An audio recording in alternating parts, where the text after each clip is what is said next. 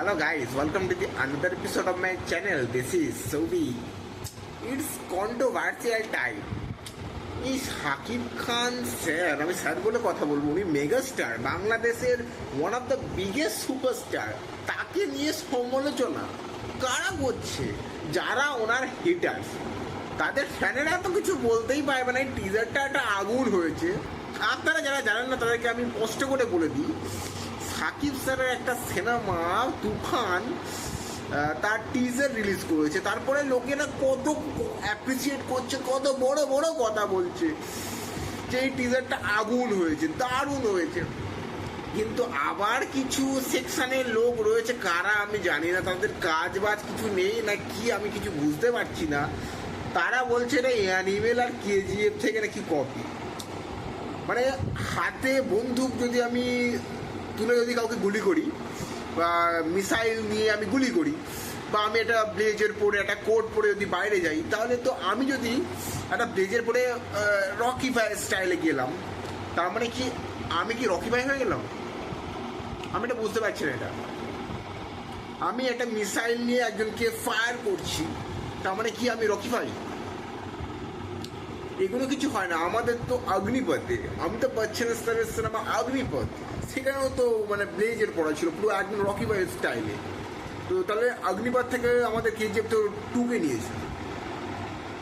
এখানে টিজারে কিছুই দেখানো হয়নি, টিজারে এমন কিছু দেখানো হয়নি যেখান থেকে আমরা বলতে পারবো এটা কেজিএফ মানে অ্যানিমেলের কপি।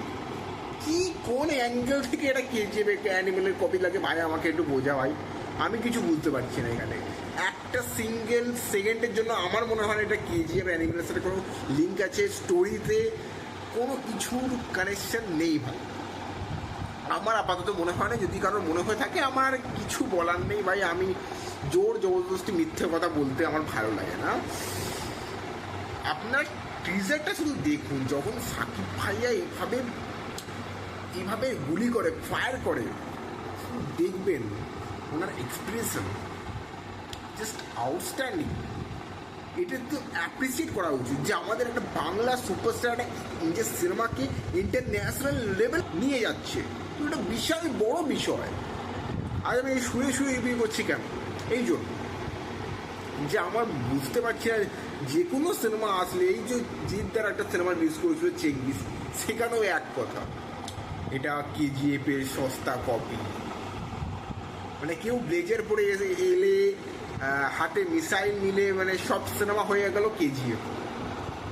ব্লেজার তাহলে কেউ কোনো হিরো পড়তে পারবে না সিনেমার মধ্যে, পড়লেই সে রকি ভাইয়ের কপি করছে, তাই তো? একটা কোনো গ্যাংস্টার সিনেমা রিলিজ করলে তাহলে গ্যাংস্টাররা ব্লেজার পড়বে না, তাহলে লুঙ্গি, একটা লুঙ্গি আর একটা এক্সারসাইজ জামা পরে তাহলে তো অ্যাকশন করবে, তাই না? তাহলে সেটা ভালো হয়, তাই না? মানে এগুলো কারা, এটাতে কাজ নেই কি নেই আমি কিছু বুঝতে পারছি না। এদের শুধু কাজ কি ট্রোল করা। এটা তো পপুলার নয়, এদেরকে কেউ চেনে না।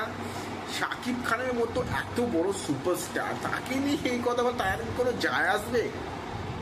তোদের দিকে তাকাবেও না সাকিব ভাইয়া, ঠিক আছে? তোরা যা ট্রোল করছিস কর, এই সিনেমাটা ভাই আগুন হবে, ব্লকবাস্টার হবে। এই সিনেমাটা সাকসেসফুল হতে কেউ আটকাতে পারবে না, কারোর ক্ষমতা নেই যে এই সিনেমাটাকে ফ্লপ করে দেখানো। রায়হান রাফি, সাকিব খান, চঞ্চল চৌধুরী আর ডেডলি কম্বিনেশন, এরকম কম্বিনেশন আসছে তো বোম, এটা বোম, এটা আর কিছু নয়, এটা ব্লাস্ট করে যাবে। কেজিএফ, পুষ্পা, অ্যানিমেল, যাই কর, এই সিনেমাটাকে আটকাতে কেউ পারবে না, জাস্ট কেউ পারবে না। কারণ এটা একটা এমন একটা সিনেমা যেটা থেকে মনে হচ্ছে যে এর মধ্যে সব রকম মশলা রয়েছে, এবং এটা একটা ইন্টারন্যাশনাল সিনেমা দেখে মনে হচ্ছে ভাই। একটা বাংলা সিনেমাকে যে মানুষটা ইন্টারন্যাশনাল লেভেলে নিয়ে যেতে পারে, তাকে তো আমি অ্যাপ্রিসিয়েট করবই। তো যদি আমার ভিডিও আপনাদের ভালো লেগে থাকে তো লাইক শেয়ার সাবস্ক্রাইব করতে ভুলবেন না। দেখা হচ্ছে নেক্সট ভিডিওতে।